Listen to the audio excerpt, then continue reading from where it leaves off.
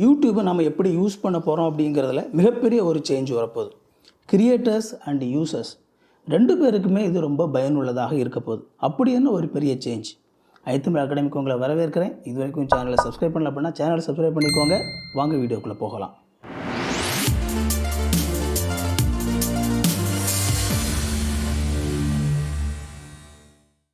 Paradigm shift அப்படின்னு சொல்லி ஆங்கிலத்தில் ஒரு டேர்ம் சொல்லுவாங்க. இது என்ன அப்படின்னா, ஒரு முறை இந்த விஷயம் உலகத்துக்கு வந்ததுக்கப்புறமா மக்கள் அதை பழகினதுக்கப்புறமா திரும்ப அவங்க போய் தங்களுடைய பழைய விதமான வாழ்க்கையை வாழ முடியாது. இதுதான் பேரடைம் ஷிஃப்ட். உலகத்தில் மிகப்பெரிய சேஞ்சை கொண்டு வரக்கூடிய விஷயம். ஹிஸ்டாரிக்கலாக பார்க்கணும் அப்படின்னா, மனுஷன் நெருப்பை பயன்படுத்த பழகினது, மனுஷன் வீலை கண்டுபிடிச்சது, இதெல்லாம் மிகப்பெரிய பேரடைம் ஷிஃப்ட் அப்படின்னு சொல்லுவாங்க. ரீசெண்டாக சொல்லணும் அப்படின்னா, எலக்ட்ரிசிட்டி கண்டுபிடிச்சது, கம்ப்யூட்டர், இன்டர்நெட், இது எல்லாமே மிகப்பெரிய பேரடைம் ஷிஃப்ட். ஒரு முறை இது பயன்பாட்டுக்கு வந்ததுக்கப்புறமா இனிமேல் நம்ம திரும்ப நம்முடைய பழைய விதமான வாழ்க்கையை வாழ முடியாது. அந்த அளவுக்கு அது உலகத்தினுடைய வாழ்க்கை முறையே மாற்றிடும். நாம் எந்த லாங்குவேஜில் பேசினாலும் அதை வேறொரு லாங்குவேஜில் இருக்கிற நபர் அவருடைய லாங்குவேஜில் கேட்கக்கூடிய ஒரு ஆப்ஷனை ஆர்டிஃபிஷியல் இன்டெலிஜென்ஸ் மூலமாக ஆட்டோமேட்டிக்காக டப் பண்ணி கொடுக்கக்கூடிய அந்த ஃபீச்சரை யூடியூப்பில் இப்போ கொஞ்சம் கொஞ்சமாக இன்ட்ரடியூஸ் பண்ணிகிட்டு இருக்கிறாங்க. ஸ்டார் ட்ரெக் எத்தனை பேர் பார்த்துருக்கீங்க? Star trek movies and series. எனக்கு இந்த ஸ்டார் ட்ரெக் ரொம்ப பிடிக்கும். ஸோ இந்த சைஃபை ரிலேட்டடானது, ஸ்பேஸ் ஷிப், ஒரு கேலக்சிலேருந்து இன்னொரு கேலக்சிக்கு போகிறது, ஸோ ரொம்ப நல்லாயிருக்கும். அதில் பார்த்தீங்க அப்படின்னா ஒரு முக்கியமான ஒரு விஷயம் காட்டுவாங்க, யூனிவர்சல் டிரான்ஸ்லேட்டர். அதாவது ஒவ்வொரு இடத்துக்கு வேறு வேறு கேலக்சியில் வேறு வேறு விதமான மக்கள் வாழ்கிறாங்க அப்படின்னு சொல்லி காட்டும்போது ஒருத்தருக்கு ஒருத்தர் எப்படி கம்யூனிகேட் பண்ணுறது, அதான் பார்த்திங்கன்னா அந்த யூனிவர்சல் டிரான்ஸ்லேட்டர். அந்த யூனிவர்சல் டிரான்ஸ்லேட்டரில் அவங்க போன உடனே ஆக்சுவலாக அது ஆட்டோமேட்டிக்காகவே அந்த லாங்குவேஜை டிடெக்ட் பண்ணி அது ஒரு காமனான லாங்குவேஜில் டிரான்ஸ்லேட் பண்ணும். நமக்கு அந்த மூவியில் பார்க்குறதுக்கு அவங்க இங்கிலீஷில் பேசிக்கிற மாதிரி தான் எடுத்திருப்பாங்க. பட் ஆக்சுவலாக அதனுடைய பேக்ரவுண்டில் எப்படி நடக்குதுன்னா, ஒவ்வொருத்தரும் வேறு வேறு லாங்குவேஜில் பேசுவாங்க. அது எல்லாமே காமனான ஒரு லாங்குவேஜ்க்கு டிரான்ஸ்லேட் ஆகிற மாதிரி பண்ணியிருப்பாங்க. அது எது மூலமாக? இந்த யூனிவர்சல் டிரான்ஸ்லேட்டர் மூலமாக. ஸோ அதோட விஷயம் என்ன அப்படின்னா, ஒரு லாங்குவேஜ் அப்படிங்கிறது அவங்களுக்குள்ள ஒருத்தருக்கு ஒருத்தர் கம்யூனிகேட் பண்ணுறதுக்கு ஒரு பேரியராக இல்லை. அந்த அளவுக்கு டெக்னாலஜி வளர்ந்துருச்சு அப்படிங்கிற அந்த டெக்னாலஜிக்கல் க்ரோத்தை அதில் காட்டுவாங்க. அந்த மாதிரியான ஒரு விஷயம் இப்போ யூடியூப்பில் வரப்போகுது. Auto dubbing. Yes, automatic dubbing. So dubbing movies நீங்கள் பார்த்துருப்பீங்க. இங்கிலீஷில் அல்லது வேறு லாங்குவேஜில் எடுத்த மூவிஸை நம்மளுடைய லாங்குவேஜுக்கு டப்பிங் பண்ணி போட்டிருப்பாங்க. நம்ம லாங்குவேஜில் பார்க்குறோம். இந்த விஷயத்தை ஆர்டிஃபிஷியல் இன்டெலிஜென்ஸ் மூலமாக யூடியூப்பில் ஆட்டோமேட்டிக்காக பண்ண போகிறாங்க. உதாரணத்துக்கு நான் இப்போ தமிழில் பேசிகிட்டு இருக்கிறேன். இதே வீடியோவை ஆஃப்ரிக்காவில் இருக்கிற ஒருத்தரோ அல்லது ஃப்ரான்ஸில் இருக்கிற ஒருத்தரோ அவருடைய லாங்குவேஜில் கேட்கணும்னு சொல்லி ஆசைப்பட்டாங்க அப்படின்னா, அவங்க செட்டிங்கில் போய் இந்த டப்பிங்கில் அவங்களுடைய லாங்குவேஜை செலக்ட் பண்ணிட்டாங்கன்னா, இந்த ஆர்டிஃபிஷியல் இன்டெலிஜென்ஸை என்னுடைய அந்த தமிழ் வீடியோவை அவங்களுடைய லாங்குவேஜுக்கு ஆட்டோமேட்டிக்காக டப்பிங் பண்ணி கொடுத்துரும். அவங்களுடைய லாங்குவேஜில் இந்த வீடியோவை கேட்கலாம். ஸோ யூடியூப்பில் இந்த ஃபீச்சரை எல்லா சேனல்லுமே இப்போ கொஞ்சம் கொஞ்சமாக கொடுத்துட்ருக்குறாங்க.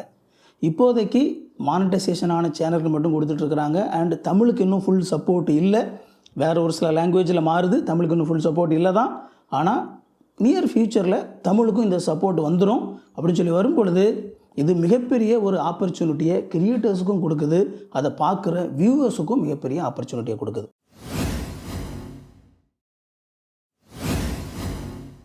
ஓகே, எப்படி இந்த டப்பிங் நடக்குது?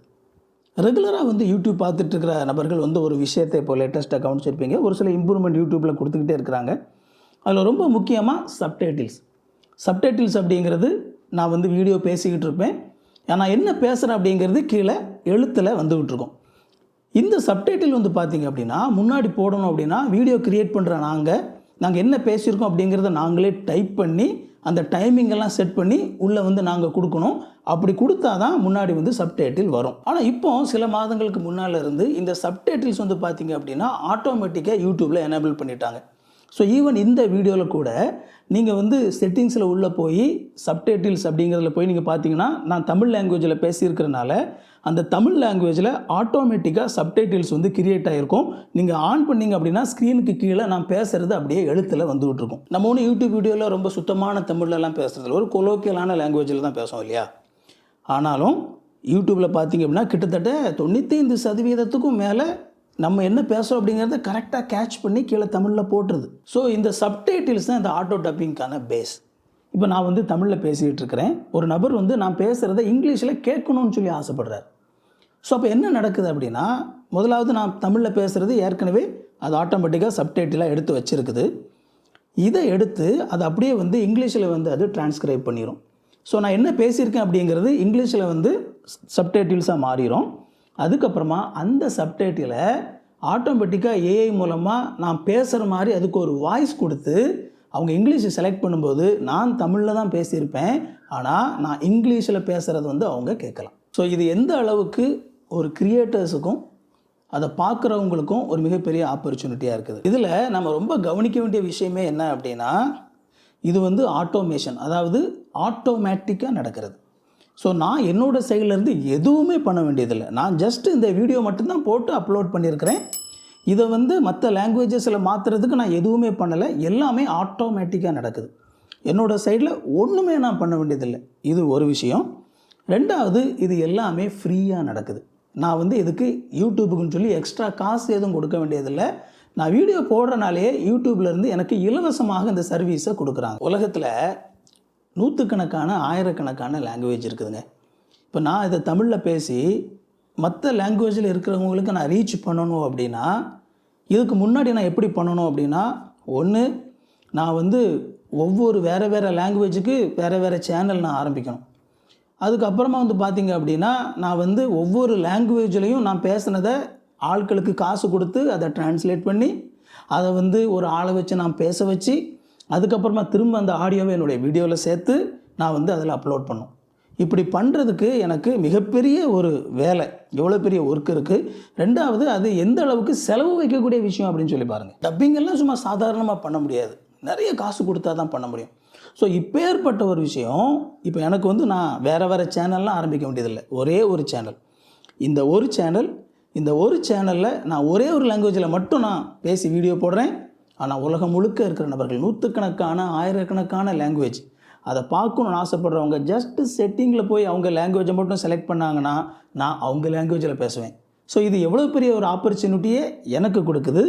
அண்ட் அதே மாதிரி என்னுடைய வீடியோவை உலகம் முழுக்க இருக்கக்கூடிய வேறு லாங்குவேஜ் பேசக்கூடிய நபர்கள் யார் வேணாலும் பார்க்கலாம் அப்படின்னு சொல்லி கொண்டு வரும்போது அவங்களுக்கும் அது எந்த அளவுக்கு பெனிஃபிட்டை கொடுக்குது அப்படிங்கிறத பாருங்கள்.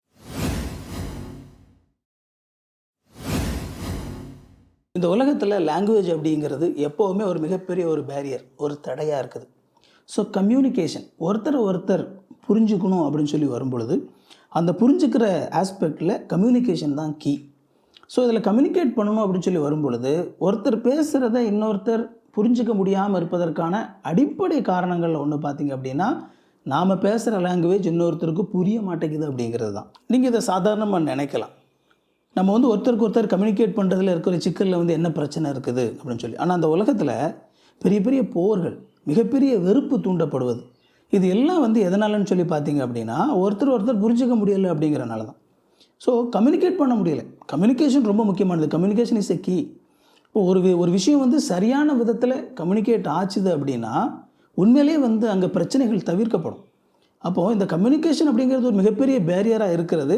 உலகத்தில் கண்டிப்பாக நிறைய பிரச்சனைகளுக்கு காரணமாக இருக்குது. ஸோ அப்போது இந்த மாதிரி வந்து உலகத்தில் நம்ம ஈஸியாக யாருக்கிட்ட வேணாலும் கம்யூனிகேட் பண்ணலாம் அப்படிங்கிற ஒரு சூழல் உருவாகும்போது அது எந்த அளவுக்கு வந்து மிகப்பெரிய பயனுள்ளதாக இருக்கும் அப்படிங்கிறத நம்ம யோசித்து பார்க்கணும். ஆக்சுவலாக இது ஏற்கனவே நம்ம மொபைலில் இருக்குது. நம்ம வந்து ஒரு லாங்குவேஜில் பேசி இன்னொருத்தர்கிட்ட வந்து நம்ம அதை ஆடியோவெல்லாம் காட்டலாம். அதான் இன்னும் பெரிய அளவில் வந்து மக்களுக்கு பயன்பாட்டுக்கு வரலை. அதுக்கு காரணம் என்ன அப்படின்னா, இப்படி ஒரு விஷயம் இருக்குது அப்படிங்கிறது பல நபர்களுக்கு தெரியாது. ஆனால் இந்த யூடியூப் மாதிரியான ஒரு மிகப்பெரிய பிளாட்ஃபார்மில் இது எனேபிள் பண்ணப்படும் போது, இதை மக்கள் வந்து பயன்படுத்த ஆரம்பிக்கும் போது அந்த யூடியூப் தாண்டி மற்ற விஷயங்களையும் இதை பயன்படுத்த அவங்க ஆசைப்படுவாங்க. அது ரொம்ப ஈஸியாகவே அதுவும் கூட இலவசமாக பண்ண முடியும். அப்படிங்கும்போது இந்த உலகத்தில் ஒரு மிகப்பெரிய ஒரு லாங்குவேஜ் பேரியரை உடைக்கக்கூடிய ஒரு மிக முக்கியமான ஒரு மாற்றமாக இது வரப்போகுது. ஒன்ஸ் இந்த மாற்றத்துக்கு மக்கள் பழகினதுக்கப்புறமா யார்கிட்ட வேணாலும் நான் அந்த உலகத்தில் பேச முடியும். லாங்குவேஜ் அப்படிங்கிறது எனக்கு ஒரு தடை இல்லை, நான் என்னோடய லாங்குவேஜில் நான் சொன்னால் போதும், அவங்களோட லாங்குவேஜில் அதை கேட்டு புரிஞ்சுக்கலாம் அப்படிங்கிற இந்த மிகப்பெரிய ஒரு மாற்றம் உலகத்தில் நாம் எப்படி ஒருத்தர் கம்யூனிகேட் பண்ண போகிறோம் அப்படிங்கிறதுல மிகப்பெரிய சேஞ்சை கொண்டு வரப்போகுது. உதாரணத்துக்கு ஒரு நல்ல ஒரு பிஸ்னஸ் மேனுங்க, சூப்பராக அவர் வந்து ஒரு ப்ராடக்ட் வச்சுருக்காரு, சூப்பராக பிஸ்னஸ் பண்ணுறாரு, அவருடைய ப்ராடக்ட் வந்து மக்களுக்கு ரொம்ப பயனுள்ளதாக இருக்குது. கண்டிப்பாக அது உலகம் முழுக்க இருக்கிற எல்லாருக்கும் பயனுள்ளதாக கூட இருக்கும். ஆனால் விஷயம் என்ன அப்படின்னா, அவருக்கு லாங்குவேஜ் பேச முடியாதனால, மற்ற இடத்துல கம்யூனிகேட் பண்ண முடியாதனால, அவர் அந்த பிஸ்னஸை மற்ற இடங்களுக்கு எக்ஸ்பேண்ட் பண்ண முடியாத ஒரு சிச்சுவேஷன் இருக்கலாம். அப்படிப்பட்ட ஒரு நபருக்கு இந்த மாதிரியான ஒரு ஃபீச்சர், இந்த மாதிரியான ஒரு வாய்ப்பு எந்த அளவுக்கு ஒரு மிகப்பெரிய வரப்பிரசாதமாக அமையும்னு சொல்லி பாருங்கள். அடுத்ததாக நான் பார்க்குற ரொம்ப முக்கியமான ஒரு விஷயம் என்ன அப்படின்னா, நம்ம வந்து உண்மை என்ன அப்படிங்கிறத புரிஞ்சுக்கிறதுக்கு இது ரொம்ப உதவி செய்ய போகுது. இப்போ பொதுவாக நம்ம இடம் தவிர வேறு இடங்களில் நடக்கக்கூடிய ஏதோ ஒரு பிரச்சனையாக இருக்கலாம், ஏதோ ஒரு இஷ்யூ, அது நம்மக்கிட்ட எப்படி வருதுன்னு சொல்லி பார்த்தீங்கன்னா, இந்த மீடியா மூலமாக நம்மக்கிட்ட வருது. முக்கியமாக இந்த மாஸ் மீடியாஸ். இதில் நம்ம பார்க்கும்போது இந்த சேனல்ஸ்லாம் பார்த்தீங்க அப்படின்னா, நியூஸ் சேனல்ஸ்லாம் அவங்களுக்குன்னு ஒரு கொள்கை வச்சுருப்பாங்க, அல்லது அவங்க ஒரு அரசியல் கட்சியை சார்ந்திருப்பாங்க. அந்த செய்தி நம்மக்கிட்ட வரும்பொழுது அவங்களுடைய அந்த கொள்கைக்கு ஏற்ற மாதிரி அந்த செய்தி கொஞ்சம் அப்படி திரிக்கப்பட்டு தான் நம்மக்கிட்ட சேருது. ஆனால் இது பார்த்தீங்க அப்படின்னா, உண்மையிலேயே என்ன நடக்குது அப்படிங்கிறத யார் வேணாலும் யூடியூப்பில் ஷேர் பண்ண முடியும். இதுக்கு முன்னாடி யாரோ ஒருத்தர் நமக்கு அதை டிரான்ஸ்லேட் பண்ணி சொல்ல வேண்டியது இருக்குது. அப்படி டிரான்ஸ்லேட் பண்ணும்போது பல நபர்கள் அவங்களுக்கு ஏற்ற மாதிரி அந்த டிரான்ஸ்லேஷனில் நடுவில் கொஞ்சம் திரிச்சிட முடியும். ஆனால் இப்போது இந்த நபர் என்ன பேசுகிறாங்க அப்படிங்கிறத நம்ம ஆட்டோமேட்டிக்காக அந்த ஆட்டோ டப்பிங் மூலமாக நாம் கேட்கும்போது உண்மையிலேயே என்ன நடந்தது அப்படிங்கிறத இந்த உலகத்தில் எங்கே உள்ள நபர்களும் அவங்களுடைய சொந்த மொழியில் சொல்கிறாங்க. அதை நாம் புரிஞ்சுக்கிறதுக்கு, அந்த உண்மையை தெரிஞ்சுக்கிறதுக்கு இது ரொம்பவே பயனுள்ளதாக இருக்கும். அண்ட் ஆஸ் அ கிரியேட்டராக, ஒரு வீடியோ போடுற ஒரு ஆளாக, என்னை பொறுத்த வரைக்கும் உலகத்தில் எங்கே இருக்கிற ஆட்கள் வேணுனாலும் அவங்களோட லாங்குவேஜில் அவங்க இந்த வீடியோவை பார்க்கலாம். அப்படிங்கும்போது எனக்கு ஒரு மிகப்பெரிய ரீச் கிடைக்கிது. இப்போ நான் தமிழில் பேசக்கூடிய நபர்களுக்கு மட்டும்தான் நான் பேசுகிறது புரியும். அப்போ தமிழ்நாட்டில் மக்கள் பார்ப்பாங்க, உலகம் முழுக்க இருக்கக்கூடிய தமிழ் மக்கள் என்னுடைய வீடியோவை பார்ப்பாங்க. மேபி கொஞ்சம் தமிழ் கொஞ்சம் புரியனால மலையாளம், தெலுங்கு, கன்னடம் இதெல்லாம் பேசக்கூடியவங்களுக்கு கொஞ்சம் தமிழ் புரியும். ஸோ அவங்களும் கூட கொஞ்சம் பேர் என்ன செய்யலாம், ஒருவேளை என்னுடைய சேனலை பார்க்கலாம். ஆனால் இப்போ நான் தமிழில் பேசுகிறத அவங்க லாங்குவேஜில் கேட்கலாம். அப்படிங்கும்போது மேபி மலையாளத்தில் கேட்கணுன்னு ஆசைப்படுறவங்க, தெலுங்கில் கேட்கணுன்னு ஆசைப்படுறவங்க, கன்னடத்தில் கேட்கணுன்னு ஆசைப்படுறவங்க, ஹிந்தியில் கேட்கணுன்னு ஆசைப்படுறவங்க, ஈவன் இந்தியாவுக்கு வெளியே ஆங்கிலத்தில், ஃப்ரெஞ்சில், ஒரு ஆஃப்ரிக்கன் லாங்குவேஜில். ஸோ எவ்வளோ பெரிய பாசிபிலிட்டி, எவ்வளோ பெரிய ஒரு ஆப்பர்ச்சுனிட்டி. உலகம் முழுக்க நான் என்னுடைய வீடியோ மக்கள் பார்க்குறதுக்கான ஒரு ஆப்பர்ச்சுனிட்டி. அண்ட் ஆஸ் எ கிரியேட்டராக எனக்கு ஒரு மிகப்பெரிய ரீச்சும் கிடைக்குது. அது மூலமாக யூடியூப்பில் ஒரு கணிசமான அளவுக்கு வருமானமும் கூட அதிகமாக உயரப்போகுது.